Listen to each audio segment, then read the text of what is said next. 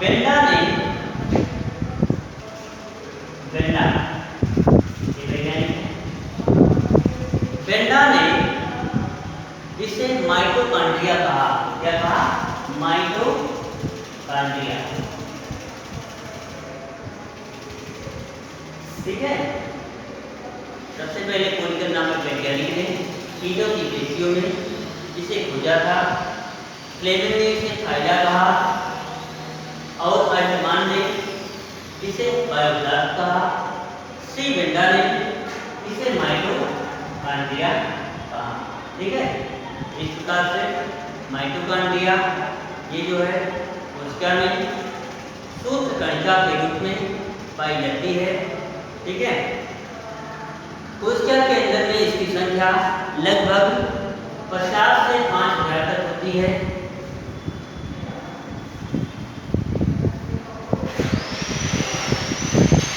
कोशिका के अंदर में माइटोकॉन्ड्रिया की संख्या लगभग 50 से 5000 तक होती है। माइटोकॉन्ड्रिया दोहरी झिल्ली से ढका हुआ कोशिकांग होता है। इसकी संरचना हम यहाँ बना दे रहे हैं। माइटोकॉन्ड्रिया दोहरी झिल्ली से ढका हुआ कोशिकांग होता है।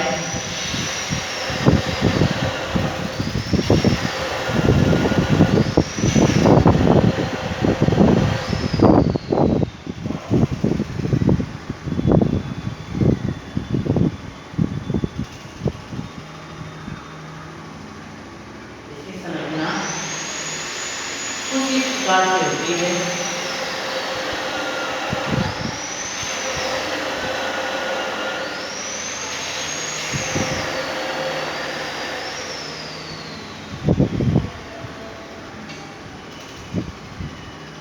ठीक है।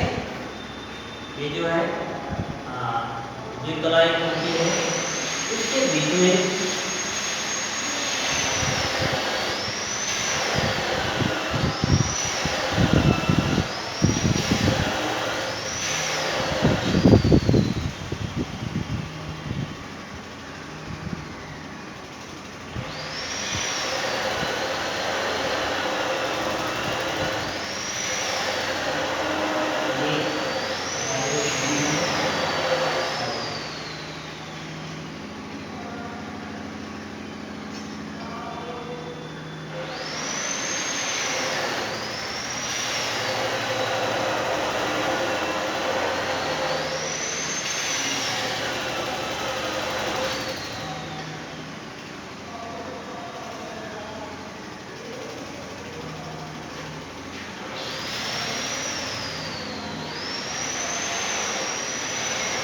ये बात होती है। ठीक है। और ये अंता होती है। अंता देती है। ये इसमें छोटे बताए जाते हैं तो हम राइबोसोम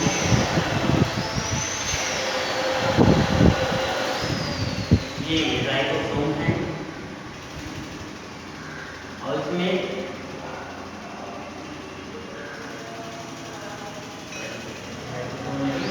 यहाँ पे इसको DNA है।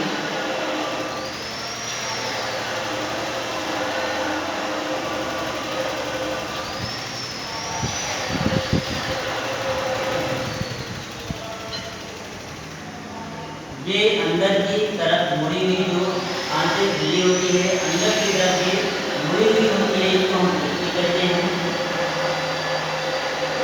दृष्टि CRISPE दृष्टि कहते हैं। ये जो है राइबोसोम है और ये उसका DNA है और इस पेशी पर छोटे छोटे कण लगे होते हैं। ठीक है।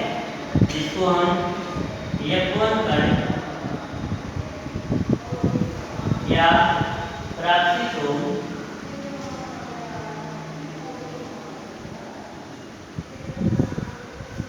प्राक्सीसोम कहते हैं। ठीक है, ये जो है माइटोकॉन्ड्रिया की संरचना है।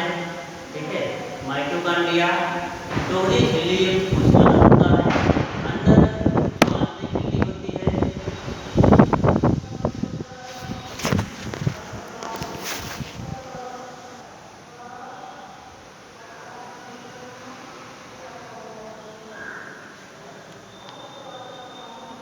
तो ये रहा माइटोकॉन्ड्रिया की संरचना का चित्र। इसमें अंदर की तरफ एक तरफ दाग भरा रहता है जिसको हम मैट्रिक्स कहते हैं। मैट्रिक्स बाहरी झिल्ली जो बाहरी भित्ति होती है ये चिकनी होती है, और जो आंतरिक भित्ति होती है ये अंदर की तरफ जो है कुछ इस तरह से फोल्डेड होती है। ठीक है, अंदर की तरफ जो है ये बलित होती है और उंगली के समान संरचना या कवच बनाती है, जिसे हम क्रिस्टी कहते हैं। इस क्रिस्टी पर असंख्य छोटे छोटे कण लगे होते हैं जिनको यौगिक कण या प्राक्सीसोम कहते हैं। इसमें राइबोसोम पाए जाते हैं। माइटोकॉन्ड्रिया के अंदर डीएनए आरएनए पाया जाता है। ठीक है, डीएनए आरएनए और श्वसन एंजाइम आदि के कारण माइटोकॉन्ड्रिया को अर्धस्वायत्त कोशिकांग कहते हैं। इसी कारण ये जीवित कोशिका के अंदर रहते हुए भी जनन कर सकती है। इसमें जो श्वसन एंजाइम उपस्थित होता है उसके कारण इसमें कोशिकीय श्वसन की क्रिया होती है, जिससे भोज्य पदार्थों के ऑक्सीकरण से ऊर्जा उत्पन्न होती है, एटीपी बनता है। एटीपी एंडोसिन ट्राइफॉस्फेट अतः से कोशिका का पावर हाउस या विद्युत घर कहते हैं। ठीक है, एक बार इसके बारे में फिर से आप लोग जो है देख लीजिए। माइटोकॉन्ड्रिया ग्रीक भाषा के दो शब्दों से बना है। माइटो प्लस कॉन्ड्रिया। माइटो का अर्थ है धागा या सूत्र और कॉन्ड्रिया का अर्थ है कण। ठीक है, अतः इसे सूत्र कणिका भी कहते हैं, क्योंकि ये धागे की समान संरचना है, इसलिए इसे सूत्र कणिका भी कहते हैं। सन 1880 में कोलिकर नामक वैज्ञानिक ने सर्वप्रथम कीटों की पेशियों में इसे खोजा। फ्लेमिंग ने इसे फाइला तथा एल्टमान ने इसे बायोब्लास्ट कहा। बेंडा ने इसे माइटोकॉन्ड्रिया का नाम दिया। प्रायः कोशिकाओं में इनकी संख्या 50 से 5000 तक होती है। माइटोकॉन्ड्रिया दोहरी झिल्ली से ढकी कोशिकांग होती है। बाहरी भित्ति चिकनी होती है, जबकि आंतरिक भित्ति माइटोकॉन्ड्रिया के अंदर दबी हुई होती है। ये देख रहे हैं आंतरिक भित्ति है, ये माइटोकॉन्ड्रिया में अंदर की तरफ दबी हुई होती है, जिससे एक उंगली की समान संरचना बन जाती है। उस संरचना को हम क्रिस्टी कहते हैं। क्या कहते हैं? क्रिस्टी। और इस क्रिस्टी पर असंख्य छोटे छोटे कण लगे रहते हैं, जिसको हम यौगिक कण या प्राक्सीसोम कहते हैं। माइटोकॉन्ड्रिया के अंदर एक अर्धतरल द्रव भरा रहता है, जिसे मैट्रिक्स कहते हैं। ठीक है, माइटोकॉन्ड्रिया के अंदर एक अर्धतरल द्रव भरा रहता है, जिसे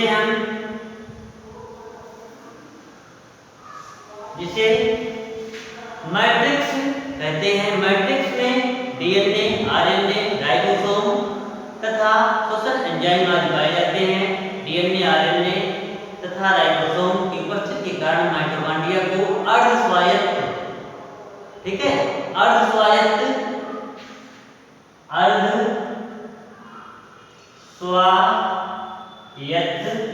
या सेमी ऑटोनॉमस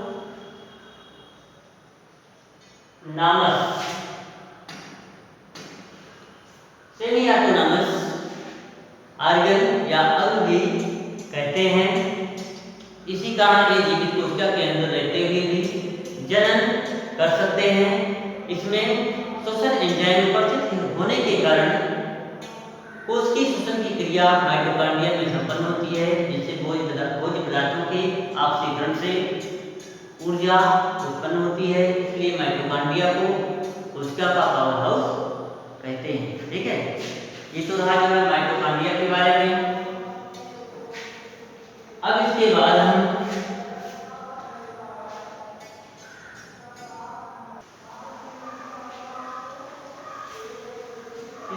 हम अगले कोशिकांग लवक के बारे में पढ़ेंगे। ठीक है, लवक।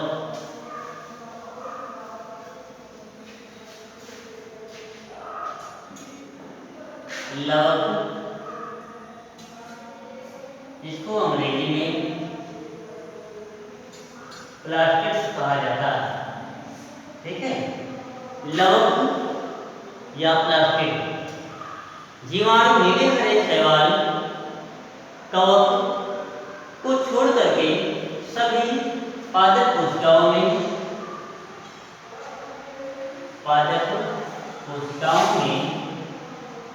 लवक पाए जाते हैं। ठीक है, जीवाणु नीले हरे शैवाल कवक इन सब को छोड़ करके सभी पादप कोशिकाओं में लवक पाए जाते हैं। लवक की खोज हेकल नामक वैज्ञानिक ने सन 1885 में की थी। ठीक है, लवक की खोज हेकल नामक वैज्ञानिक ने सन 1885 ईस्वी में की थी। प्लास्टिड शब्द का प्रयोग सर्वप्रथम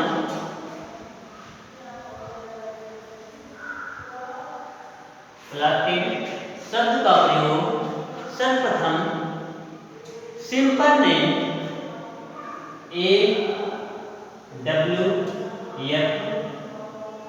सिम्पर SCHIMPER। ठीक है,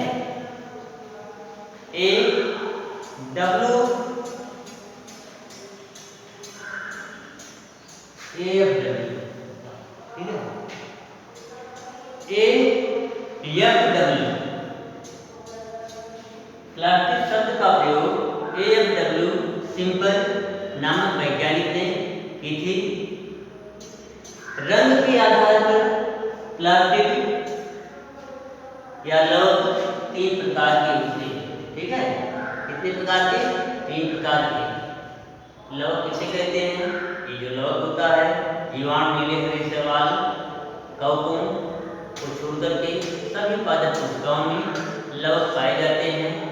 लवक की खोज हेकल नामक वैज्ञानिक ने सन 1865 ईस्वी में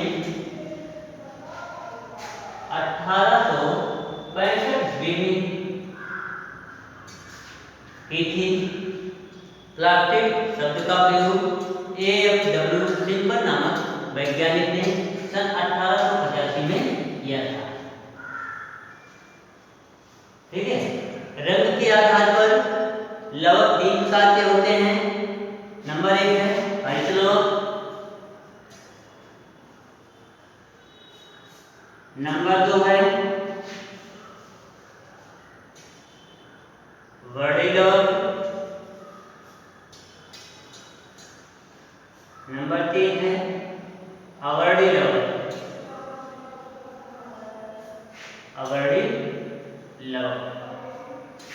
ठीक है, अब हम सबसे पहले हरित लवक के बारे में पढ़ेंगे। हरित लवक जिसको हम क्लोरोप्लास्ट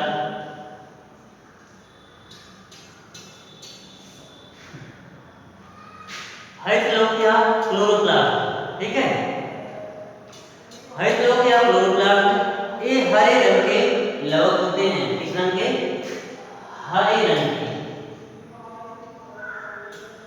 ग्रीन कलर के हरे रंग के लवक होते हैं। इनकी खोज सिम्पर नामक वैज्ञानिक ने की थी। सिम्पर। ठीक है, हरित लवक की खोज सिम्पर नामक वैज्ञानिक ने की थी। हरित लवक के कारण पेड़ पौधे हरे रंग के होते हैं तथा सूर्य के प्रकाश के उपस्थिति में प्रकाश संश्लेषण की क्रिया के द्वारा भोज्य पदार्थों और ऑक्सीजन का निर्माण करते हैं। भोज्य पदार्थ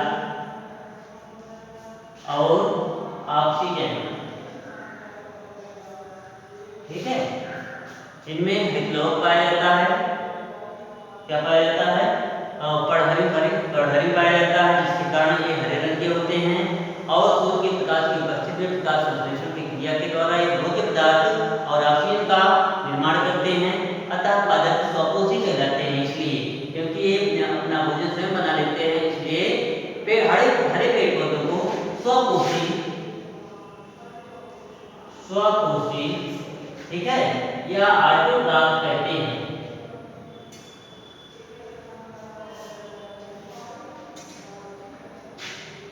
स्वपोषी या ऑटोट्रॉफ कहते हैं। हरित लवक में रंगहीन व दानेदार माध्यम पाया जाता है, जिसमें 40 से 60 प्लेटों जैसी संरचनाएं पटलिकाएं पाई जाती हैं। प्लेटों की संरचना को हम ग्रेना कहते हैं तथा माध्यम को स्ट्रोमा कहते हैं। इसकी संरचना के बारे में हम यहाँ बता दे रहे हैं, थोड़ा सा फिगर बना लेंगे।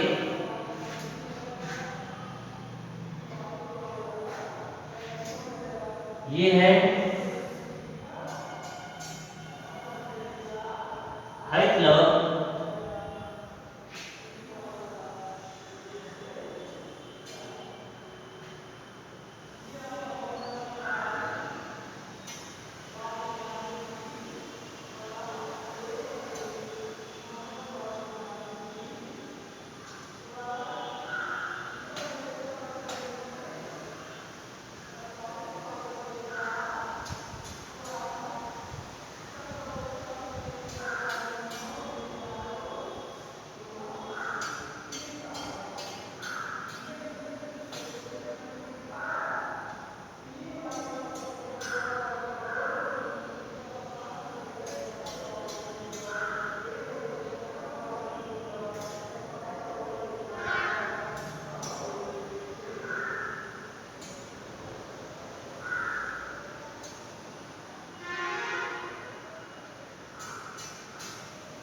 ये हरित लवक का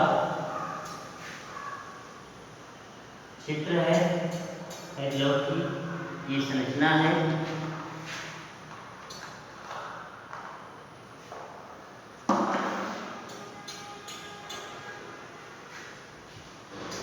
ये है इकाई कला।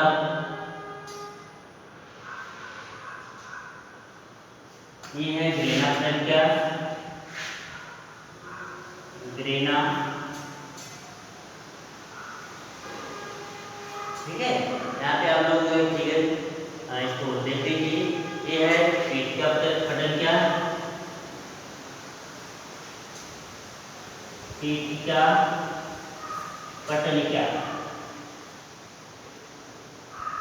ठीक है, पीठ का पटलिका। सबसे बाहर ये जो बारीक कला होती है इसको हम इकाई कला कहते हैं। इसमें ये छोटे छोटे जो है प्लेट की समान रचनाएं पाई जाती हैं, जिसको हम ग्रेना पटलिका कहते हैं। इसके ऊपर प्लेट की समान रचना लगी होती है, जिसको पीठ का पटलिका कहा जाता है, ठीक है। एक बार पुनः इसको हम रिवाइज कर दे रहे हैं कि हरित लवक क्या होता है, कैसे होता है, कहाँ पाया जाता है।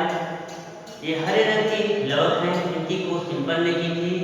हरित लवक के कारण पेड़ पौधे हरे रंग के होते हैं और हरे रंग के होने के कारण इसमें प्रकाश संश्लेषण की क्रिया होती है हरे पौधों में, और प्रकाश संश्लेषण की क्रिया के माध्यम से वह अपना भोज्य पदार्थ और ऑक्सीजन उत्पन्न करते हैं, ठीक है। अतः पेड़ पौधों को, हरे पेड़ पौधों को स्वपोषी कहा जाता है। हरित लवकों में रंगहीन व दानेदार माध्यम पाया जाता है, जिनमें 40 से 60 प्लेटों जैसी संरचनाएं पटलिकाएं पाई जाती हैं। देख रहे हैं पटलिकाएं हैं, 40 से 60 पटलिकाएं पाई जाती हैं, जिनमें प्लेटों की संरचना को हम ग्रेना कहते हैं और इसमें प्रकाश संश्लेषण की क्रिया संपन्न होती है। अब हम दूसरे लवक के बारे में आगे बताएंगे।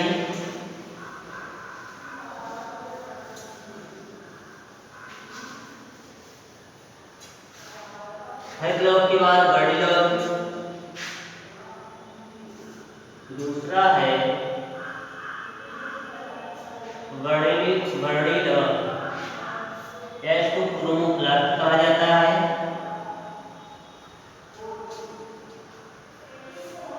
वर्णिलवक या क्रोमोप्लास्ट, ठीक है, मतलब ये रंगीन होते हैं। कैसे लवक हैं? ये रंगीन होते हैं, जो लाल, पीले या नारंगी रंग के होते हैं। ये पौधों के रंगीन भागों में जैसे पत्तियों, फूलों आदि में, फलों आदि में पाए जाते हैं, ठीक है। ये पेड़ पौधों में कीट पतंगों को आकर्षित करने का कार्य भी करते हैं, जिससे कीट पतंगे आकर्षित होकर के पौधों में परागण की क्रिया को भी संपन्न करते हैं। ये मुख्य रूप से फलों में, फूलों में और पत्तियों में पाए जाते हैं और ये रंगीन लवक होते हैं, ठीक है। इसलिए इसको हम वर्णिलवक कहते हैं। तीसरा है अवर्णिलवक।